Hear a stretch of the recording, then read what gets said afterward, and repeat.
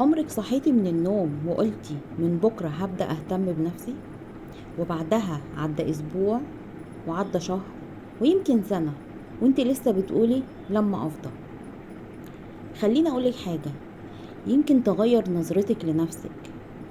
يمكن المشكلة مش انك بتأجلي، يمكن مخك اتعود انك دايما تحط نفسك آخر واحدة تستحق الاهتمام. أنا داليا السيد، هوليستيك هيلث والبينج كوتش، ودي دقيقة مع داليا، عيشيها صح دقيقة بدقيقة. خليني أقولك معلومة مهمة.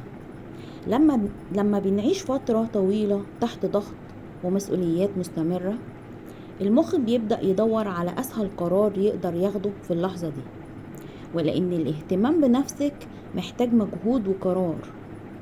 مخك بيبدأ يقولك خلصي اللي وراك الأول واهتم بنفسك بعدين.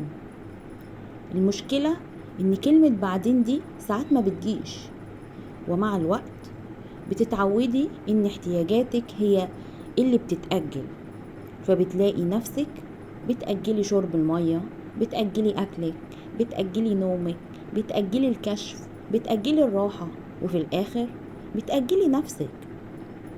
في جلسات الكوتشنج احنا ما بنستناش الظروف تبقى مثالية ولا بنستنى الدافع يجي، احنا بنبدأ بخطوة صغيرة تناسب حياتك، لان الخطوة الصغيرة بتكسر الدايرة بتاعة التأجيل اللي انت عايشة فيها.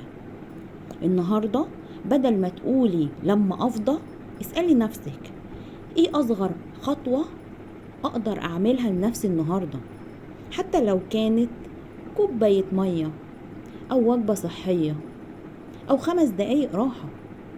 اكتبي في التعليقات ايه اكتر حاجة بقالك فترة بتقولي هعملها لما، وافتكري ان الوقت المناسب مش بيجي لوحده، انتي اللي بتصنعيه بأول خطوة بتاخديها في حياتك. انا داليا السيد، ودي كانت دقيقة مع داليا، عيشيها صح دقيقة بدقيقة.